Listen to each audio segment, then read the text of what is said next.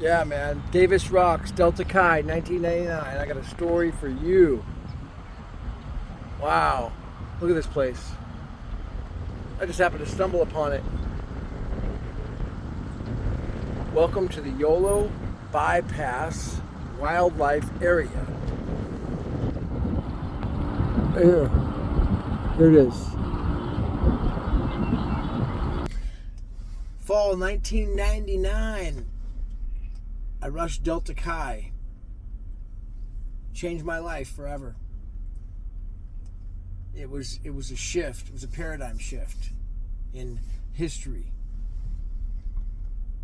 My dad was, I had a local dentist that we went to when I grew up in Sacramento.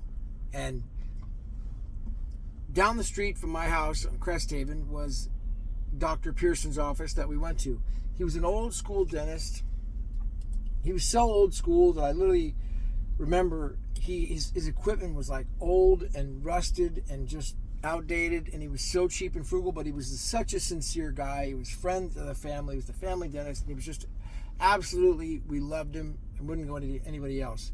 His sons were older than me. They were about, I'd say John was probably, 5 years older than me, and then Andy was maybe like 3 years older. And they went to Encina. I went to El Camino later on, or in high school. But by the time I rushed, I was really close with John Pearson. John Pearson was a legend in Sacramento, at Sacramento State. He had the body of Arnold Schwarzenegger, and John Jaquish, SIGAP president, now with X3, will back me up on this. He knows who I'm talking about, John Pearson. He knows John, and John Pearson at that time, he was on steroids, but I'm telling you, he had the body of Arnold Schwarzenegger in 1998, 1999. It was unreal. And he graduated. So when I came to school, I was like, I'm rushing SAE because Pearson's the man. That's my best friend. He tells me, he's like, you got to rush SAE. And of course, John Pearson was a god, dude. Of course I'm going to rush SAE. So I get to school. John had graduated. He'd already left. He went to law school at that time. And so I'm like, all right. I go up to the booth and I'm like, where's SAE? They say it's not there. It's gone. They don't even have SAE anymore. They got kicked off campus for bad behavior. So then it was like I went back to John and I said, John, SAE's gone, man. You guys got kicked off for bad behavior. Oh, he's like, what? What happened? I was like, I don't know. What should I do? He's like, Delta Chi. Go rush Delta Chi. And I said, all right. So I went up to the Delta Chi booth, met Sean Malone, became my big bro, and I was like, I'm rushing Delta. I actually went to one Sigma Chi event as well, but I went to the Delta Chi events during the rush week, and I was like, Delta Chi is the best for me. I just had to see what Sigma Chi was like, and met Scott Adams, and they were just not for me. Delta Chi just clicked. So I rushed, and it was all about chicks and beer, guaranteed. That was the pitch. You're going to get chicks, you're going to get beer, you're going to have a great time, you're going to get laid, you're going to meet everybody, you're going to be so popular in school, you're going to be big man on. This is the sell, They never said a word about Davis Rocks or or none of that stuff, It was a selling point, and I was sold hook, line, and sinker. Once I committed, there was no looking back, and there was no way I was going to quit. So we go through rush week, and by the way, everything I'm saying now is, first of all, statute of limitations. Second of all, we were kicked off campus and punished. Delta Chi was punished and kicked off campus. Sitting in traffic here, getting down the freeway, I took this route, and I'll tell you the rest of the story. So Delta Chi already served its time, so what I'm telling you, it doesn't matter. We already did, it's called time served. So I decided to rush.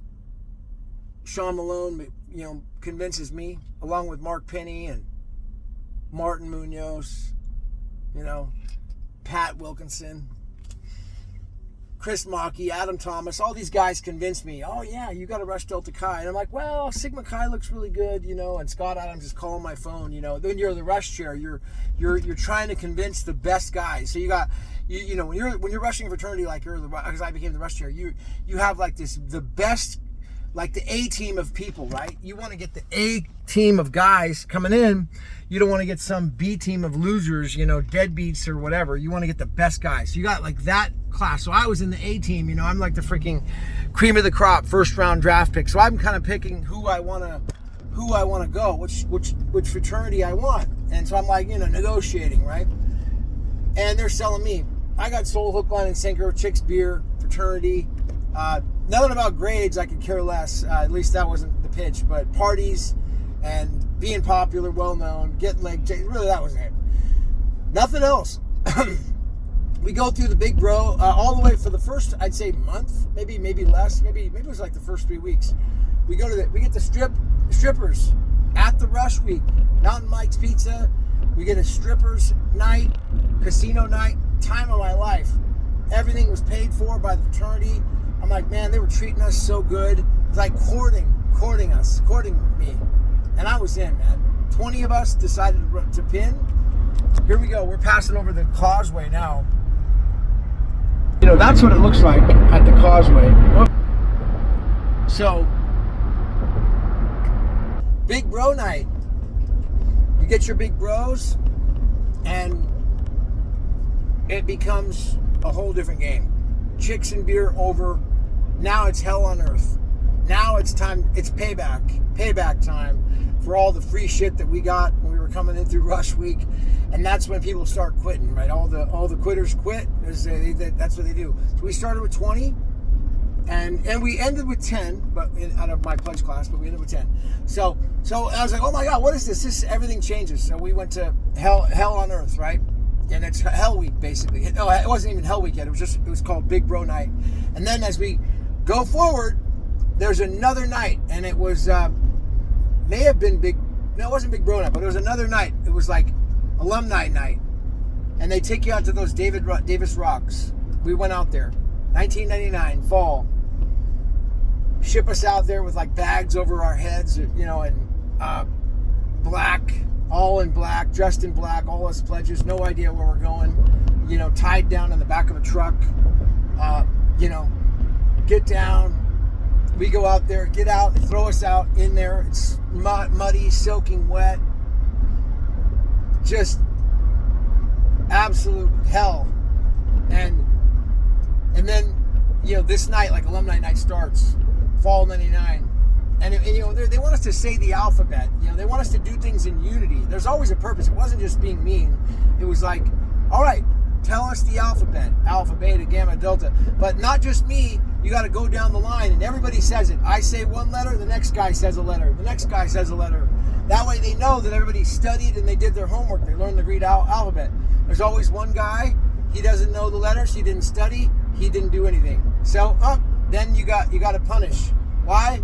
I knew it, the next guy knew it, but that guy over there, he didn't know it. And because he didn't know it, you're not a unit. So you guys got to pay the price. And so now it's going in the water, doing push-ups, whatever it was, going in the cold, getting completely mud on us, hazing. So we went through that, but it built, man, looking back on it, here I am, I'm thinking about, man, at the time, of course it was tough, but it made so much character.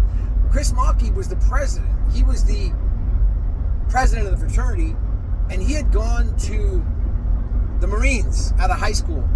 So he went through boot camp in the Marines, and then he rushed the fraternity after joining the Marines. He did his time in the Marines, whatever, 4 years you do when you serve.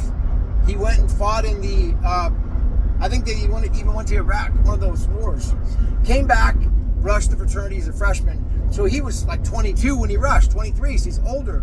And then he, so by the time he was president, he was like 26. And he's a former Marine, so he's running the fraternity like a freaking military Marine operation, boot camp, exactly the same way. And it was, I mean, the way, I haven't been a Marine, but the way he describes it, that's what it was. And so, and I'll tell you though, in hindsight, it created so much purpose and so much unity, trust with each other, to where we had to stick together. And when Chris Strozier failed and he didn't know the alphabet, I had to pick up and rescue him. when Brian Carnes was tired and he was upset and demoralized, I had to go and step up for him, you know, like a younger guy or a guy with less, you know, or, you know, it just, these are things that happen, like, every single day. And that Davis Rocks is a freaking memory, seeing that for the first time. I haven't seen that since 1989. I have not driven on that road. I just happened to take the Waze, and the Waze took me down there through a traffic jam, and here I am, crossing past David Rocks. I didn't even know it was right there. And now I'm sharing the whole story about the night of Davis Rocks, Delta Chi, 1999. Never forget. All right? If you like this video, hit the ones, and I will, if you're Delta Chi, let me know, man. Love all you guys. We gotta do a night, another reunion. All right? I'll see you at the top.